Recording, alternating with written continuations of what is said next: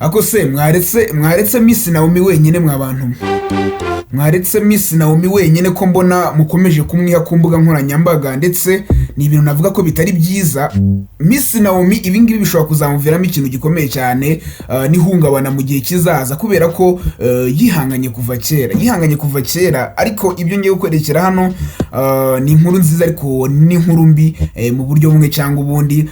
Gusa abenshi bagiye batungurwa cyane cyangwa se bari kugenda batungurwa bitewe n'iyi nkuru, ariko kuri njyewe wenda ndavuga nti ibi bintu nyine mubireke rwose, reka turebe video.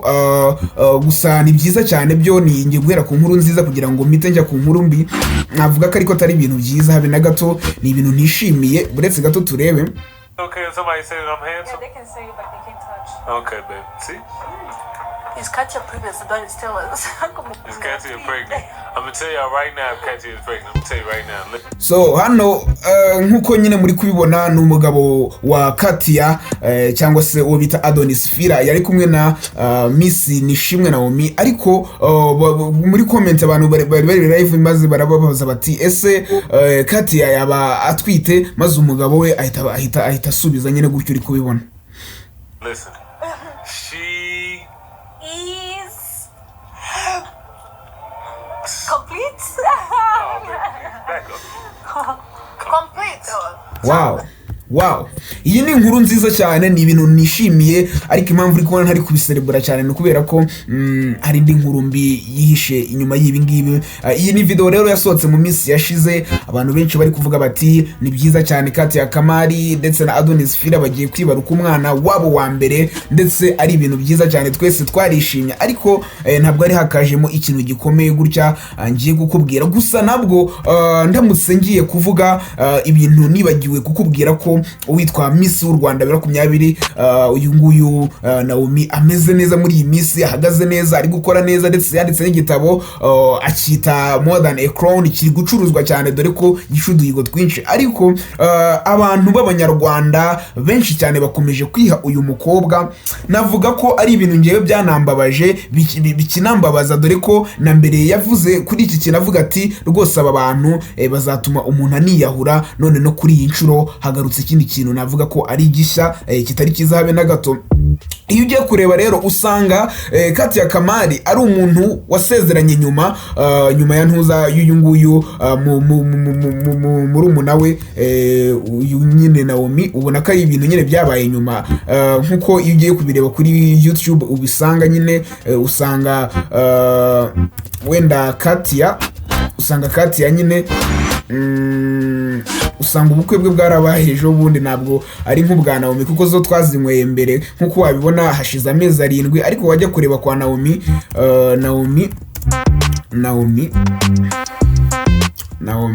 ugasanga ubukwe bwe bumaze igihe cy'umwaka nyine urenga.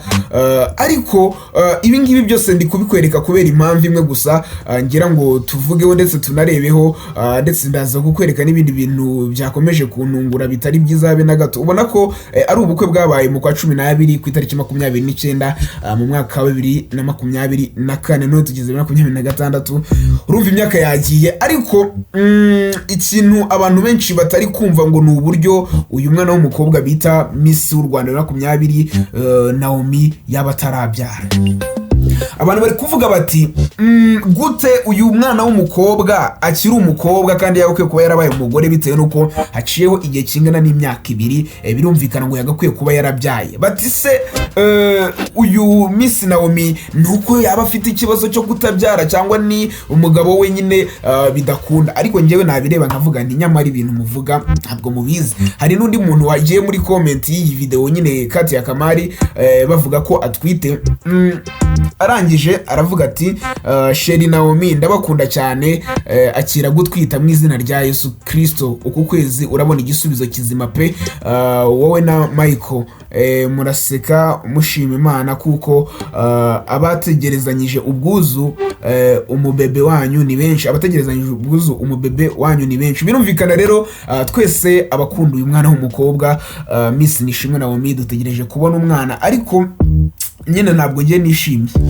ntabwo nishimye uburyo abantu ku mbuga nkoranyambaga bifata, navuga bagaharabika umuntu kuri uru rwego kubera ngo wenda ntabwo tuzi family plan zabo, ntabwo tuzi wenda dore ko ura Michael ari umusore wo muri Ethiopia yakundanye n'umunyarwanda, ntabwo tuzi wenda ngo iwabo bagira imico imeze ite. Rero muhagarike amatiku yo kuvuga ngo Miss Nishimwe Naomie ntabwo abyara. Ibi ngibi byo ndagira ngo tubikureho rwose, iki kintu kiveho. Ni inkuru nziza rwose kuri Kati ya kuba atwite ndetse akanabigaragaza, ariko se dusanze uyu Miss Naomie nawe atwite, wenda yaratwise mu minsi yashize, ariko we ntabivuge bitewe nuko wenda twamaze kubona ko uyu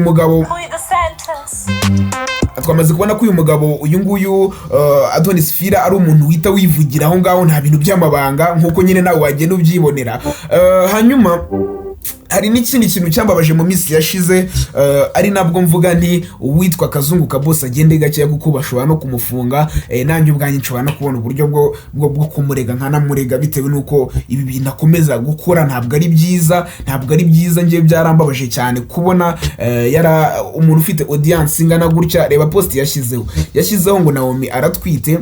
Reba umuntu ufite audience y'ibihumbi 400 bimukurikirana, yarangiza agashyiraho post nk'iyi ngiyi. Hari abantu benshi badasobanukiye ibintu bya AI, ndagira ngo twumvikane kuri kano kanya. Yaraje arangije yandikaho ngo Imana ni nziza, ngo kwa Naomie baritegura kwitwa mama na papa, ndetse arangije abantu benshi baragenda muri comment baramutukagura, baravuga bati ibi bintu uri gukora ntabwo ari byiza rwose, ngo niba Naomie atabyara. Ariko nabwo muri comment njyewe ndaveba n'abantu bagiye muri comment, ndaveba n'abantu bamwe na bamwe bagiye muri comment kwa Kazungu Kabose bakavuga amagambo nabo bazi ko nyine bari kuvuga ibintu byagakwiye kuba ari byiza, ariko bakavuga ibintu ngiye ntishimiye nabwo. Ugasanga umuntu ari kuvuga ngo none se ngo nyine ibyo bintu ngo ni ibintu uri kuvuga ngo kuba atabyara ngo ni ikibazo. Ninde wabwiye ko Naomie atabyara? Miss Nishimwe Naomie arabyara, ahubwo mwebwe ikintu mudasobanukirwa ni ukudasobanukirwa ese aba bantu bari gupanga iki, bimeze bite, kubera ko ntabwo wowe ibyo ushaka ari byo byaba. Ikindi kandi n'abantu bakuru barabizi ibintu by'umuryango uburyo biba bimeze, ntabwo ari ukuza ngo uhite ubyara ngo ibintu ngo bite biba nkuko nyine byagenze kwa Kati ya Kamari ndetse na Adonis Fira, byahise bikunda. Ariko ntabwo tuzi ibanga ari muri uru rugo. Ariko nyaboneka mbabwira ikintu kimwe gusa, mwirinde ikintu cyari cyo cyose cyatuma mukora icyaha mu kintu runaka cyo kuvuga ibintu nyine mutazi ndetse mudafite na gihamya. Navuga ko ibyo ngibyo rwose atari ibintu byiza mwagakwiye gukora. Ndetse iyo ugiye ukareba usanga ni inkuru nyinshi twagiye tuvuga, si n'ubwa mbere rwose, hashize igihe kinini cyane tubona inkuru zivuga ngo uwitwa nguyu Miss Nishimwe Naomie ngo yabangagize ngatwite. Hari n'indi nkuru twakoze hano kuri MEGA Tv Rwanda mu gihe cyashize, bamwe barayibonye, abakurikirana MEGA Tv Rwanda cyangwa se abayikurikiranaga Miss Naomie. Abantu benshi icyo gihe bari kuvuga bati Miss Naomie aratwite, hashize amezi agera nko kuri 7 gutya, 7 8 cyangwa se 6, nabwo abantu bari batangiye kuvuga ngo Miss Naomie aratwite. Ariko byaje kurangira nyine tubonye ko ataratwite. Ndetse iki gihe twakoze inkuru byari ibintu bigaragara, witwa Dino Nyawe niwe wakoze inkuru tishyira kuri MEGA Tv Rwanda. Ikomeje kugarukwaho n'abatari bakeya hano ku mbuga nkoranyambaga, ndetse ni inkuru ije kunyomoza byinshi mu binyoma byari bimaze iminsi bivugwa kuri iyi couple ya. Urumva ko byari byinshi mu binyoma nabyo byari bimaze igihe bivugwa muri showbiz.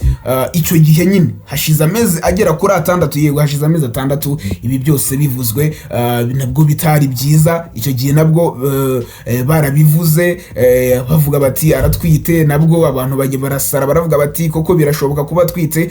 Ariko kugeza n'iyi saha baracyabivuga. Ngusaba ikintu kimwe gusa, wowe niba ukunda Miss Nishimwe Naomie, irinde rwose kuvuga ko atwite cyangwa se kumuvuga amakuru y'ibihuha nkuko abenshi bagenda babivuga. Ari n'abantu bagenda bavuga ibintu byinshi bashaka kugaruka kugira ngo nanjye ntakoreramo icyaha kandi atari ibintu byiza bavuga kuri uyu Miss Nishimwe Naomie. Ariko ni byiza cyane kuba Katia Kamari atwite, ariko nabwo ntibize gutuma mukora ibyaha mukuza muvuga kuri uyu Miss Nishimwe Naomie. Wenda ibingibi ntabwo muzi uburyo biremereye, ariko ni ibintu bishobora kurangiza kariyeri y'uyu mukobwa bitewe nuko nyine muhora mumusebya hano ku mbuga nkoranyambaga. Navuga ko atari ikintu cyiza, ariko se ukibaza ngo ibingibi bizarangira bite?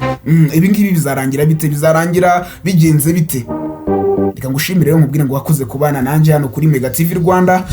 Nizere ko wakaze subscribe nge mwaye muri kumwe n'inge bita Ibel naho ubutaha.